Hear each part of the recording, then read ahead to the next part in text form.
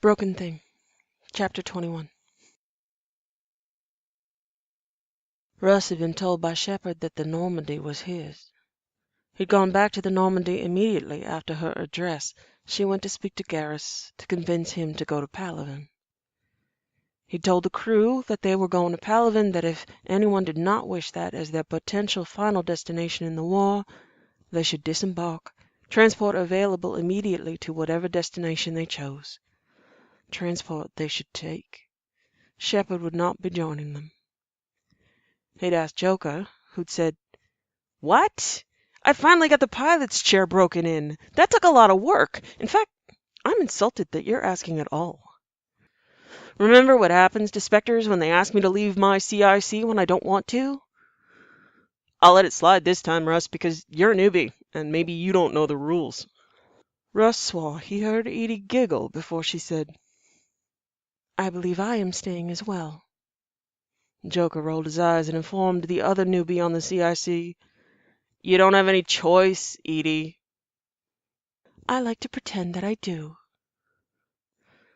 Dr. Sharkwas would not abandon her post and said she'd always been interested in Taurian medicine. Jack said her only family was here. He wasn't sure if she was joking or not, but she did not leave. Morton said his lab was where he was most comfortable. Caden said the Normandy was his home, but please excuse him. He needed to make a call to inform his mother of his destination. Miranda did not look up from her current project on her datapad. She thanked him for informing her, told him she'd be staying. Not a single person left the Normandy service anywhere along the command chain. Russ was notified the Council of Icarian had been granted permission to board. Russ found Garrus on the CIC with Shepard in his arms, his hand in her hair. It looked like she was sleeping. She had seemed exhausted, and who could blame her? She'd been very busy. They were touching. Garrus must like that, and it was a hopeful sign, at least from Garrus's point of view, no doubt. Garrus walked up to Russ and said quietly, as though not to wake her, "Russ, is everyone off that's going?" "Nobody wanted to go." "Get us out of here. Now, Cyprotine." "You're staying?" "Yes, I'm staying. Meet us in the commander's quarters, please, once we're away." "You got it." Russ kept his voice low and moved to give the order. They hadn't expected to see Shepard. She'd said she wouldn't be on board, and Celotis wouldn't return either, but plans changed with her often. They were away, cleared with Spectre codes, fast. They'd be landing through a hard-fought and hard-kept corridor around Cyprotine, free of Reapers. Palaven had been well prepared. There were always more Reapers, but they had done well. That was due to Garrus. Garrus said it was due to her. When Russ made it to the commander's quarters, glad he hadn't moved anything in yet since she'd be taking the space back, he found Garrus on the couch, with her in his arms, just as she had been before, her head to his shoulder, his hand in her hair. Russ hesitated, not wanting to wake her. Garrus looked at him, his eyes bleak, and his subharmonics suddenly audible over the hum of the ship and the quiet and the door closed. Grief, pain, sorrow, every possible expression of those felt through Russ's plate into his bones. Death, loss, in the air, in Garrus's scent, in his subharmonics. Russ shaking his head out of denial immediately. Spirits, no, please, not. She wasn't asleep. She had been dead when he brought her on board. Russ stumbled to the couch and fell to numbed and weak knees, Garrus looking at him as though he appreciated being able to see someone who could do it. Garrus couldn't fall to his knees because he had to hold her and would not let go. The sound of Garrus's grief echoed in both of their throats. Garrus grieved for his bondmate, and Russ grieved for Garrus. The echo of near superstition of Joker's words saying what happened when someone tried to get him off his CIC, They die. Spirits. If I could give her back to him, I would. Give me those last 2 hours back. Let me stay with him, go with him, whatever happened, please. Let me change it. Let me change it for him. Russ continued with his pleading, grief in his throat and denial in his mind, his head on Garrus's thigh and his hand on Garrus's knee, a blue wash of uncontrolled biotics over his hide. They grieved as Taurians did, the only human ears present, unable to hear. Wouldn't have been able to hear or understand even if she had been alive. They stayed like that for hours, until Edie informed them that they had landed on Palaven. Garrus said, "Please call the crew to the CIC." Russ stood and did as Garrus asked. Garrus stood. Russ steadied him. Garrus held her on the CIC, and after everyone had arrived, said quietly, "Commander Shepard gave her life on the Citadel." Gasps and shock and crying.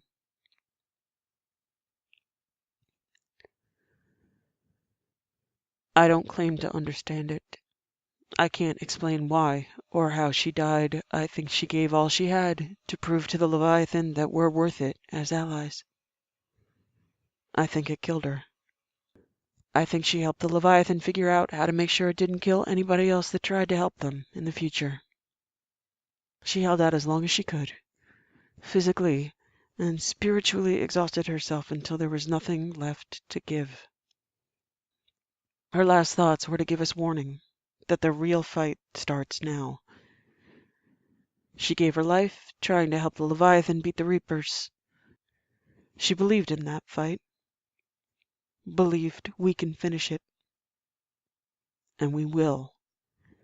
She gave everything she had. We're going to do the same. Everyone here is welcome to the home of the Vicarian clan here in Cypertine, Armadlis. You're all family of mine, of hers. If you need a home beyond this ship, you have one. I'm going to take her there and lay her to rest. You can all say goodbye to her. Then we go do what she did. We give everything we have, and we remember she did the same. He stood as the river of people moved to him, moved around him, some reaching to touch her and some just looking. No word. Garrus closed his eyes and his sub-vocals were subdued but were still there, where others could not hear. Russ's voice joined in his. Garrus and a small group filed out in silence, some people following, some gathering belongings, some returning to stations. Russ followed numbly, chimes and vibrations on everyone's omnitools, ignored and forgotten until some of them activated their omnitools long enough to turn the alerts off out of respect, but still saw the messages. Grief and shock and now murmurs, voices, and whispered words. Gone. Mass Effect.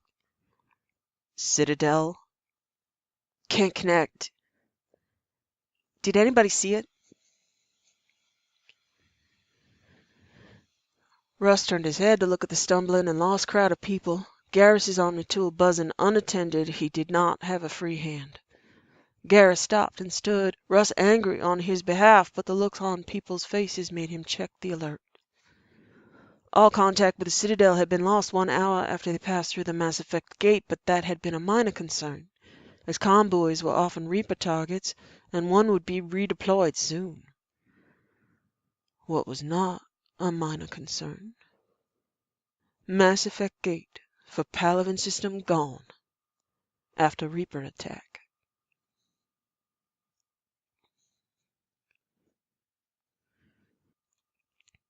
Garrus had held her, had taken her silently to his Madless, had told his mother that she was his bondmate, and only she was to know. His mother was not surprised, had pressed her caress to hers, granted her blessings, and gave her grief. Garrus and his family, her family, burned her body with flame lit from the grass of the manless, sprinkled the soil of Palaven in the smoke that carried her spirit, burned her empty shell with her spirit somewhere unknown, even unknown to her. The shock and every question with no answer filling his mind rendered him silent. As much as he hated listening to Krios's words, he read her report, knowing that maybe he had been lying, but maybe he hadn't. And if there were to be answers, he found them. He found her, or they found him. Embedded with time release, 2 days after they had left the Citadel, the report flagged for him specifically revealed attachments. Reverse shock again, as her face came into view. Her voice. It keened in his throat as he saw her, and saw her as she had been, the way she wanted him to remember her. Red hair, green eyes, riotous freckles. Her perfect, nondescript face. There was even hope in her voice, and definitely in her eyes. Humor in her voice. Hey, so, looks like I've got a habit of doing this, leaving you hidden messages. This one will find you, instead of you having to find it. When I see you, I won't be able to say much. I won't have time. By the time I get to the Citadel, the Leviathan will be on their way. The faster I convince you to go, the better, because, as you know by now, and I can't tell you then, the gates had to go as well as the Citadel. I'll tell you why in a little bit. Something up front to know, something about now and then. He's in my head. Sennar Tualon. That's the name of the Drell who took me, literally and figuratively, in my head. So, what I'm telling you might just be something he's told me because my brain is a mess. I mean, it always was in its own way, but now, yeah, extra. I want to tell you things you want to know, but please forgive me if my truths don't match reality. I mean, you see me now. This is me. This is my body. I've been able to change back to who I was because Reavers can do that. He says he regrets having to change my appearance. And upgraded clothing. I get to be covered, so bonus. I get to insist on a few things. There's a lot of he says, so get used to it. Anyway, I can look like me because Reapers are cool. That sounds entirely counterintuitive, I know. I get that being the target of Reapers is a terrible thing, but being inside one? Flat out cool, from what I've seen. He has control over the Reaper. I don't, but I can ask him, and voila. If he's in the mood, anyway. But what else does the man have to do other than listen to me? He's the one insisting on this cruise. I got a chance to talk to the Leviathan because he's in my head, and I'm in his. That's a theme that's going to develop, so let that soak in. Right now, I mean literally. I mean if I called him, which I won't, because why would I do that? He'd hear me. I could think it. He'd hear me. So here's something about me and something about him, us being inseparable at this point due to circumstance. His real name was once Sennar Tualon, and he was raised in the Hanar Compact as an assassin. He was taken from his family at the age of 6 and trained to kill. Trained well. The Hanar are able to take Drell DNA and completely re-engineer a Drell identity inside and out, with surgery and marrow transfer. So Thane Krios was a stolen identity from a dead man. Kegirin Itran was a real person once, but now his body is in storage somewhere. He replaced his DNA profile and had his body surgically modified. From what I hear, it's terribly painful. He'll forgive me if I say good in this moment in time. My name, which I hope I get the chance to tell you. I didn't know that Turians took the last name of the female bondmate. Not at all. If I had, I would have told you. If you think I was holding back, don't. He told me that part. He told me it would be meaningful to you if I gave you my name. I looked it up, and yes, he could lie to me, and he could create that data entry, but I'm going to believe him. I remember all of my childhood. My name is Cara Fanning, and my parents' names were Sorsha and Ronan Fanning. I changed my name to Lal Shepard because Lal was a nickname, and Shepard was a bit of historical whimsy. I wasn't there when my parents died, but I saw their bodies, and I didn't want to be reminded. I knew Mindwar was not looked upon well by the galactic community. I insisted upon anonymity, but I know my parents would have liked you. They would have loved you. I love you. So, Senar Tualan has had any number of identities, beating me out because I really only had two. He's better at it. According to him, he saw a contract in my name and decided he'd like 1 billion credits, sure, and also I had nice eyes. If he were here, he'd frown and say something poetic, and that I give myself too little credit. So let's settle on me having poetic eyes worth credits. That was his reason. That simple. A trained assassin with a whim. He believed I would have died anyway to someone else, and soon, if he hadn't taken me. He took the contract, reported me dead, decided to keep me, intending for Commander Shepard to remain dead to everyone but him. I don't think he has much of a reason to lie about that. He said if he were to take a guess, prominent political Solarians were pretty nervous about my return and my influence, and he thinks they took out the contract. Would have kept trying until the job was done. He says he believes he discovered who did it and that person is dead, but I don't know what to believe. It doesn't matter much now.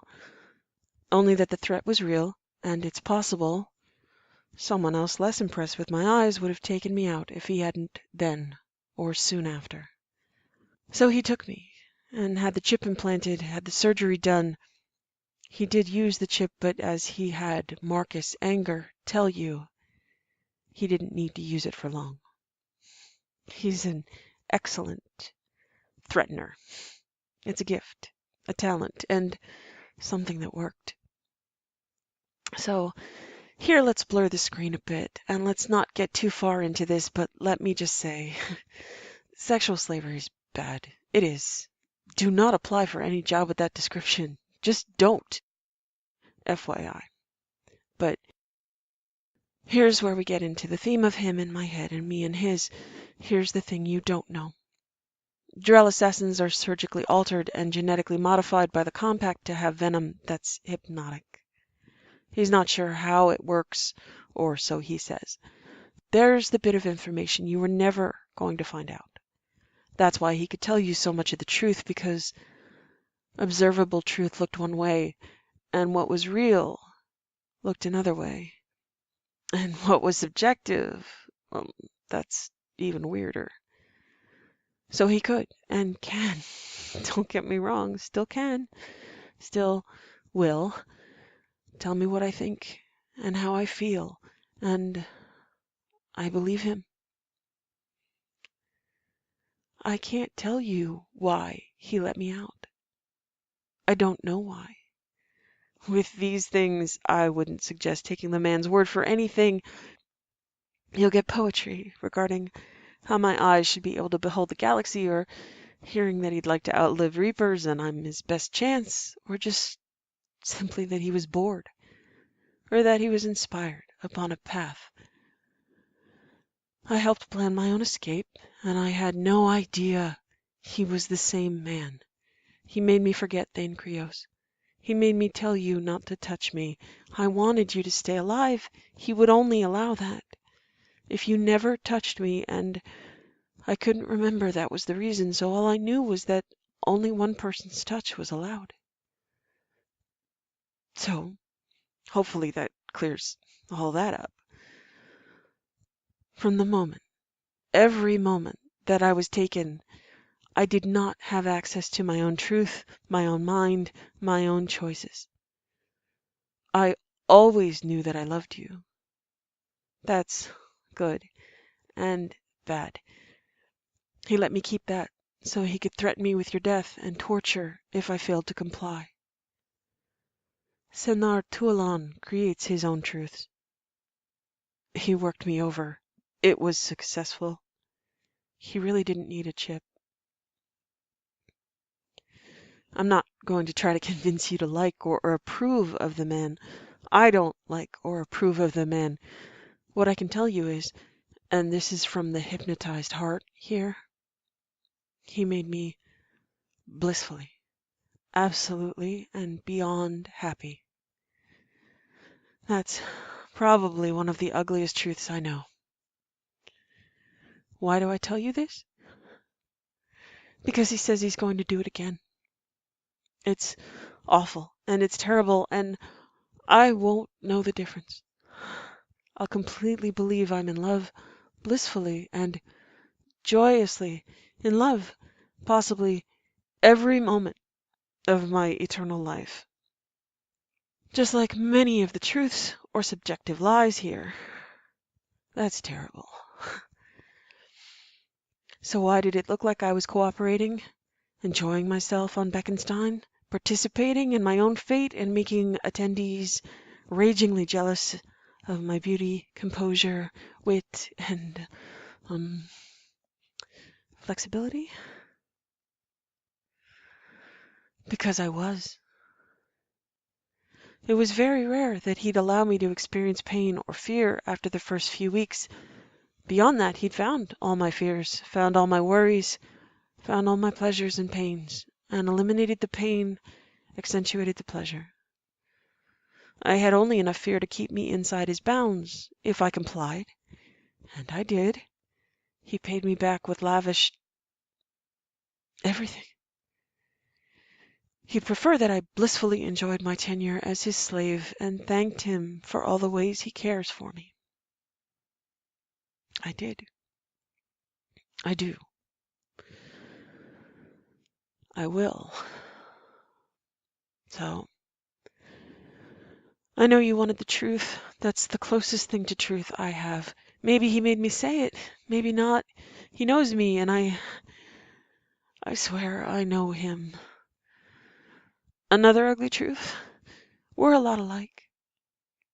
He's intelligent. He's interesting. He's creative. He's brilliant.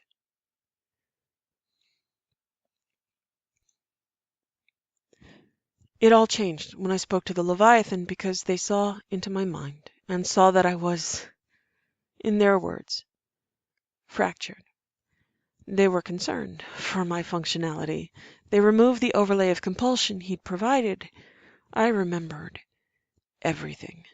Everything. Everything he told me to forget, everything I'd done, everything we had done, all the things I'd told him, all the ways I'd helped him. What's the worst part of that? All the ways he'd helped me.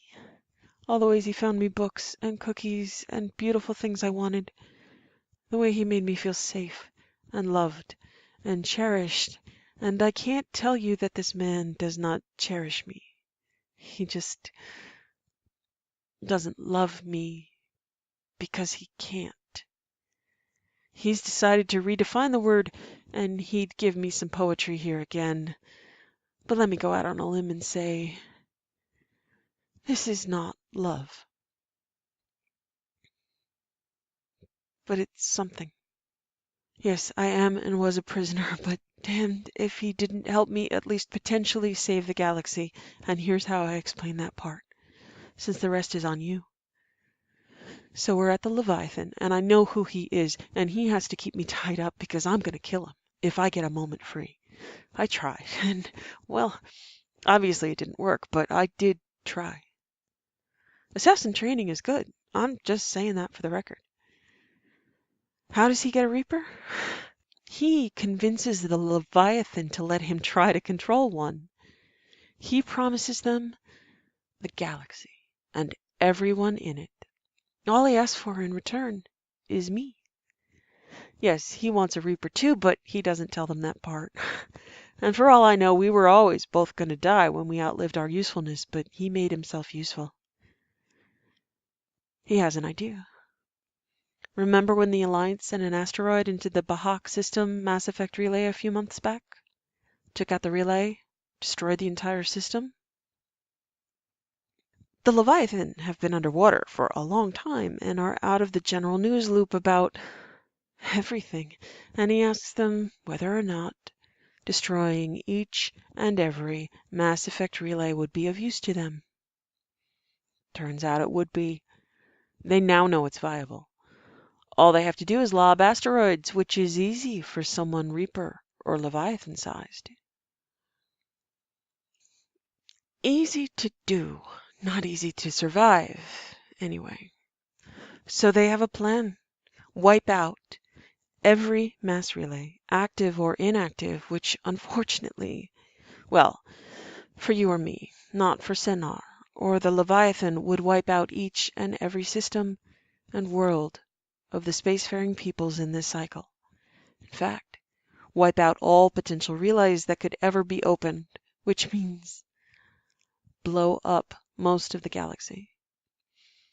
It does have a benefit. It means Reapers can't use the Mass Effect relays to travel to us. They're stuck with the invasion force they've already gotten through the relays. It would work out for the Leviathan.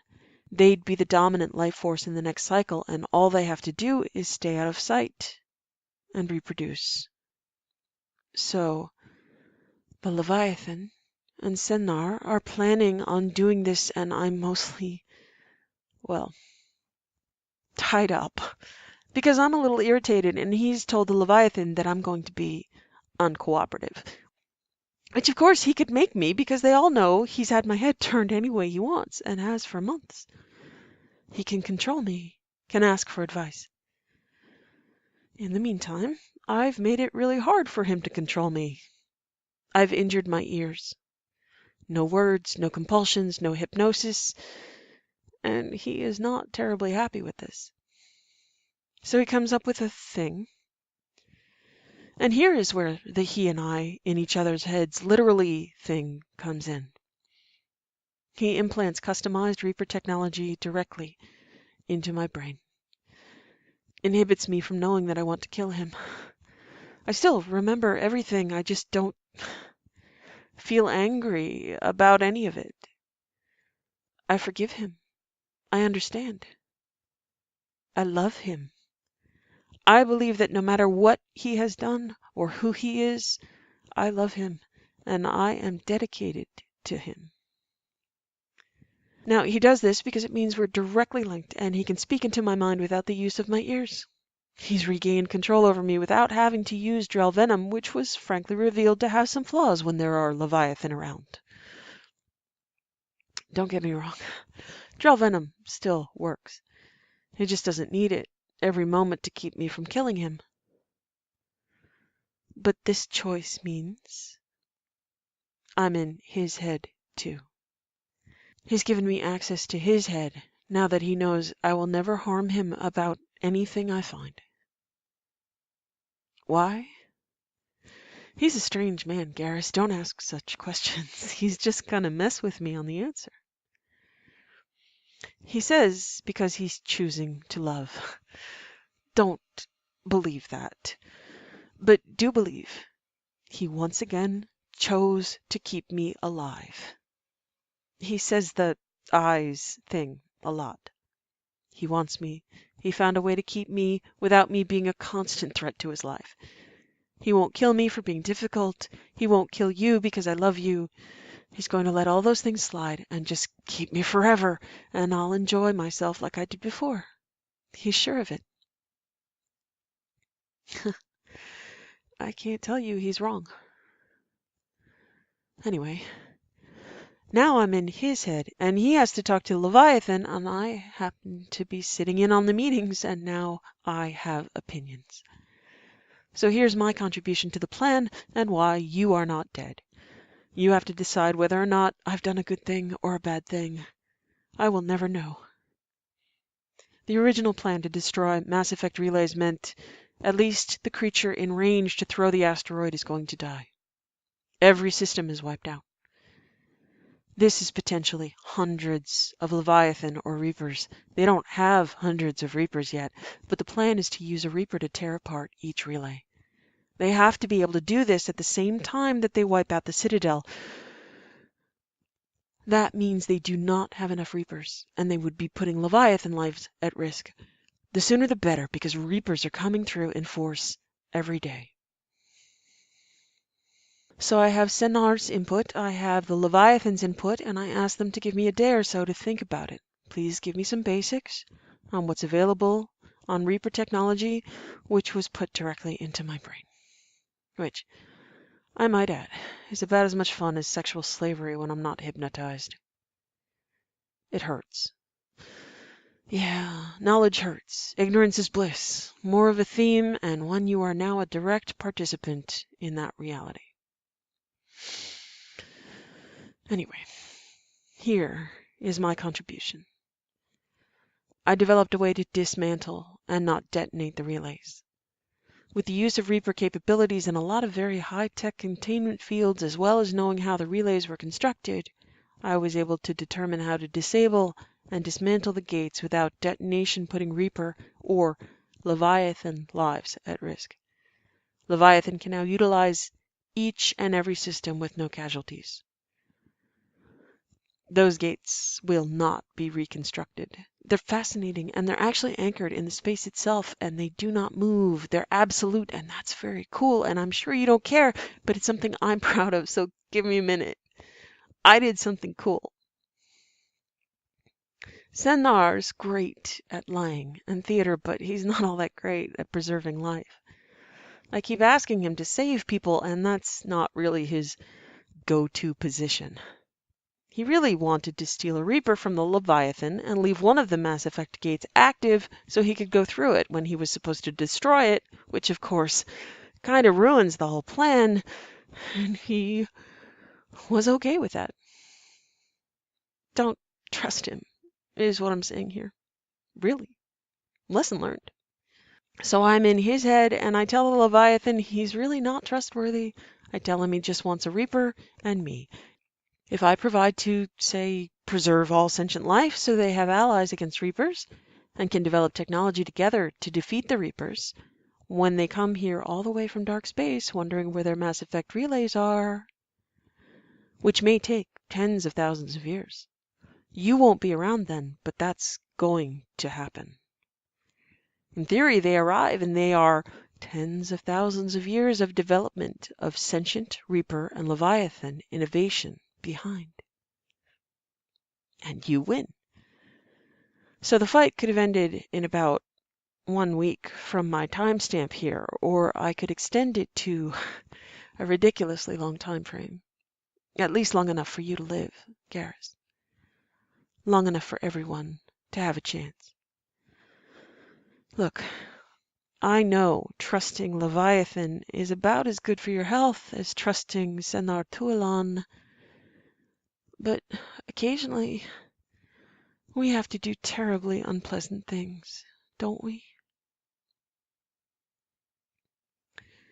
So here's where you decide whether or not I'm a terrible person. I preserved sentient life, but I handed it into the potential keeping of the Leviathan, hoping you are as inspirational and innovative as I was in getting out of Beckenstein.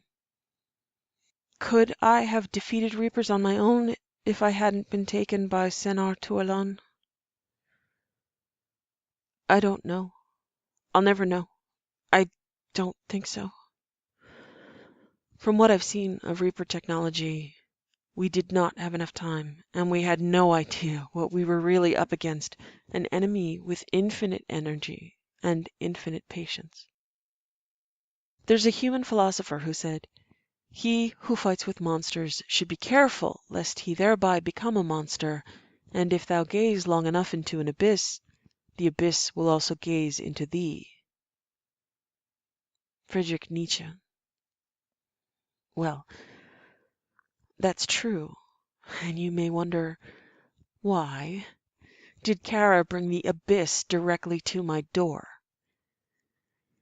This is where you get to figure out whether or not you're going to forgive me for what I've done. My bet, Garrus, and it worked on Beckenstein, is the right person that gets the right abyss to gaze at them can make a difference in the abyss that will not happen any other way. The abyss should fear certain people for their transformative effects upon said abyss. Sennar Tualan is afraid of me and always will be. He is not the same man who took me. He has provided to... I'm not saying he intended to, but he has provided to save the galaxy. I owe him my life and this opportunity. Yes, he's a terrible, vile abyss of a person. And the Leviathan are cold and cruel and big enough and talented enough to beat Reapers. And I think that leading them directly to you, Garrus, if they gaze into you, your people, your clarity, and your vision, you will change the future. You will change them. I couldn't warn you without telling them who you were. This all, of course, makes Sennar terribly unhappy, because he would prefer that you died in the same moment as every other sentient creature that inconvenienced him. But the Leviathan, they do want to survive. They want to stop the Reapers, and there's a chance. And they need you. It's okay that I tell you now, there's nothing you can change. The Citadel and the Mass Effect gates are gone, and honestly, who's gonna believe another weird Shepard story from you? She smiled, and the effect was blinding, and he was out of his trance for a moment, just listening to the glory of her and seeing her smile, while she was trapped in a Reaper by a sick thing, making the most of her opportunities. So yes, I love you. That is true. He's my abyss. I'll keep him out of trouble. He won't hurt me. I bargained for a few things. I told the Leviathan that he and I as a team were damaged goods, and he was going to ruin their plan if they gave him any level of responsibility for it. He didn't have much response other than to shrug. Nobody was surprised. I gave them a way to disable and dismantle every gate and banish the technology. I outlined a plan for several thousand years, which is the way they like to think, not next week it's over. And I told them, if they let me warn you specifically, you would provide a conduit toward a planet of reasonably honest, hard-working, and dedicated fighters that would suit their needs more than one Drell Abyss and his trusty, brain-impaired sidekick. I informed them he truly only wished for one Reaper and for me, and as I had just provided them with a way to save hundreds of casualties in Leviathan and Reaper lives, let Sennar take his Reaper and me, and let him go in peace. They agreed. He was rather upset at the risk I took of having us both turned into goo. He's not a fan of honesty and forthright trust, but He'll have to be satisfied that in the end he has exactly what he wants, with no fear of reprisal or pursuit, plus my cooperation in the bargain.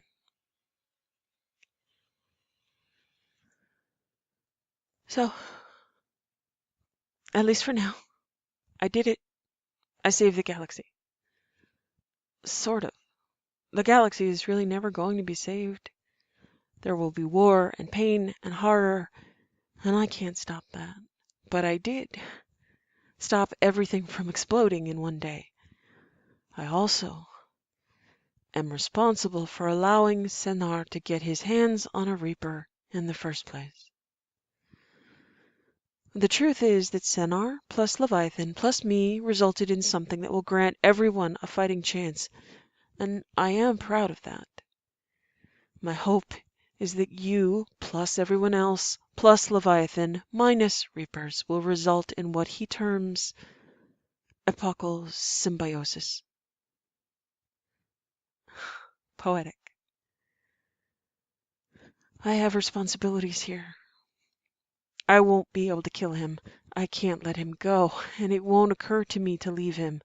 He will always, always be in my head. I can't trust my own reality, and he's made that a permanent fact.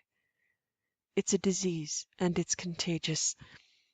He wants me to be just sick enough to rely upon him for the cure. He wants me addicted and reliant upon him. For everyone else involved, it would be lethal. He would never allow you to live if there were any chance I could return to you. He would never stop coming after me if someone rescued me, so we'll go away together. I won't know where. In return, you are going to be alive and busy and theoretically hopeful and inspired. I love you. I hope this works. When I see you, I know I won't be able to kiss you, and that is a loss. He'll be watching, and he won't let that happen. I want to kiss you. I want to be in the fight with you. I want to spend every day with you, trying to find ways to take 1-week plans and turn them into 10,000-year plans, and take layers of horrible and try to turn the tide. I'll be living the life I lived on Minvar, loved and comforted, no problems, carefree, mostly, wondering where my next book is going to come from. And I'll believe it's all my dreams come true. What I really want, Garrus, is a reality come true with me and you every day fighting for something I believe in. But I did manage to fight for believing in you, and that will have to be enough. I will, and have, in fact, thanked him for granting me the right to give you this information, your shot at freedom, to keep his sickness from weighing on you every day, to keep him from holding us hostage to each other, to make sure you are free from the need to rescue me because you know it isn't possible, and I'll be all right. So it's terrible. And it isn't. It's objectively awful. I'm a slave forever. Subjectively, I won't know that. I'll be blissfully ignorant. Somewhere inside me for eternity is going to be a woman who loves you, who is hoping every day that your reality, your fight made a difference, that I did the right thing, that I mattered when it counted, that I saw a way, that I gave my life, and it'll all be worth it. I won't see you again, but I will remember you every day. Please forgive me. I love you. The message ended, paused on her Shepard smile, and he smiled back at her.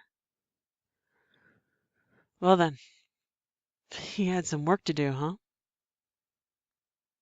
Yes, ma'am. I love you too.